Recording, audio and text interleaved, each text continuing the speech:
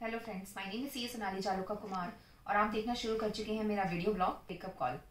सबसे पहले a very happy new year to all of you.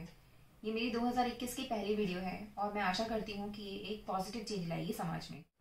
तो आज हम बात करने वाले हैं इंडियन एजुकेशन सिस्टम पर। ऐसा नहीं है कि I am the first person who is raising voice about Indian education system.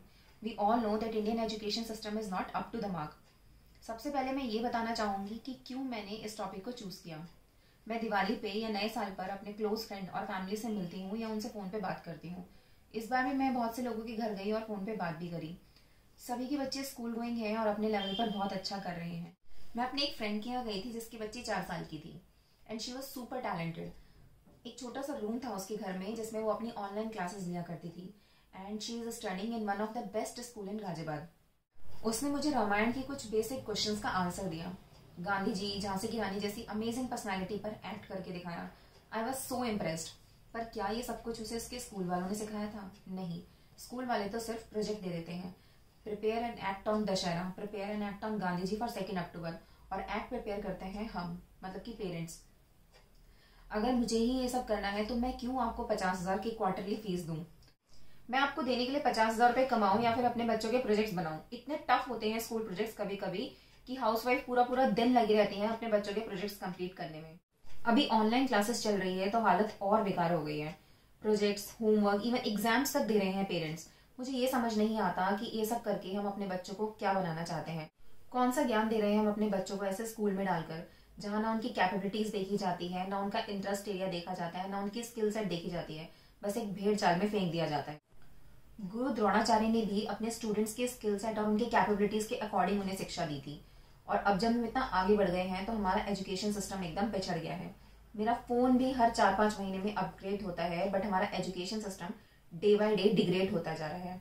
Basic education से लेकर हायर एजुकेशन तक सब कुछ एक ट्रैप है और हम अपने बच्चों की 25% लाइफ इसमें इन्वॉल्व कर देते हैं।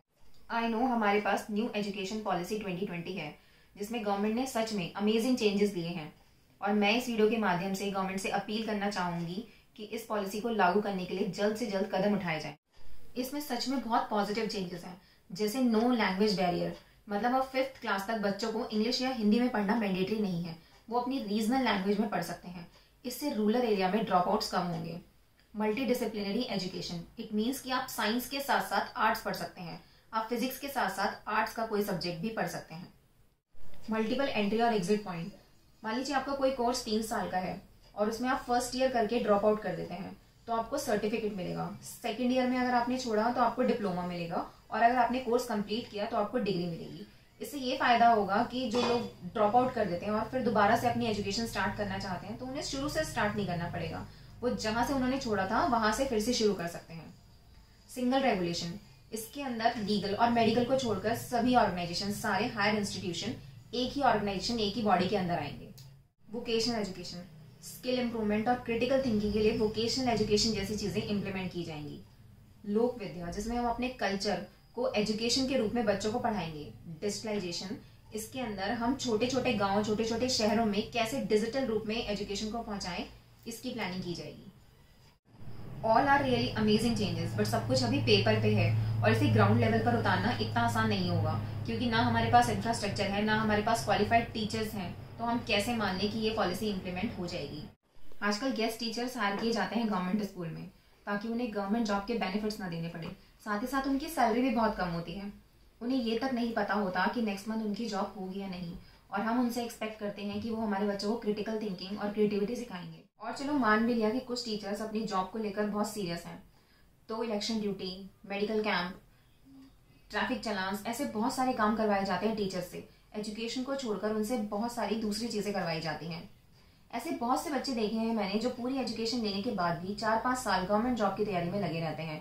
कभी उनसे पूछा है कि क्यों चाहिए सरकारी नौकरी? जवाब एक ही होता है, जॉब सिक्योरिटी। मतलब काम नहीं भी करेंगे तब भी कोई जॉब से नहीं निकालेगा।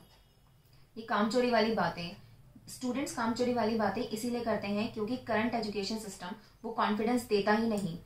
बच्चों के पास वो कॉन्फिडेंस है ही नहीं कि वो अपने स्किल सेट और अपनी कैपेबिलिटीज के दम पर, अपने नॉलेज के दम पर पैसा कमा पाए। सरकारी स्कूल और कॉलेजेस की हालत तो इतनी बेकार है कि उसको सुधारने के लिए तो मुझे एक ही आइडिया नजर आता है कि जो पॉलिटिशियन जिस एरिया से जीतता है उसके बच्चों का उसी एरिया के स्कूल, सरकारी स्कूल और कॉलेजेस में पढ़ना मैंडेटरी कर देना चाहिए। आई नो कि एक दिन में चेंज नहीं हो सकती हमारी इंडियन एजुकेशन सिस्टम, बट हम पेरेंट्स अपना माइंडसेट तो एक दिन में चेंज कर ही सकते हैं। अकॉर्डिंग टू मी, एजुकेशन का रियल पर्पस है अच्छी और मीनिंगफुल लाइफ जीना, ना कि अच्छे मार्क्स लाना।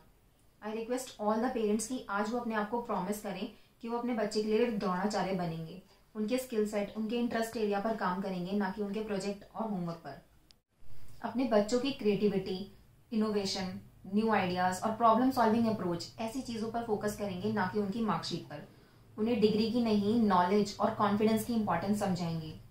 न्यू एजुकेशन पॉलिसी इंप्लीमेंट करना तो हमारे हाथ में नहीं है, पर अपना माइंडसेट चेंज करना तो हमारे हाथ में है। मैंने बहुत पहले एक लाइन पढ़ी थी which was really sad but true, that most of the popular personality in India are not the part of Indian education system. मतलब हमारे देश के मोस्टली पॉपुलर लोग इंडियन एजुकेशन सिस्टम के ट्रैप से दूर रहे हैं। उन्होंने खुद को सीखा, अपनी स्किल डेवलप करी और आज वो देश पर राज कर रहे हैं या फिर देश चला रहे हैं। Thanks for watching my video. Will see you soon for the next wake up call.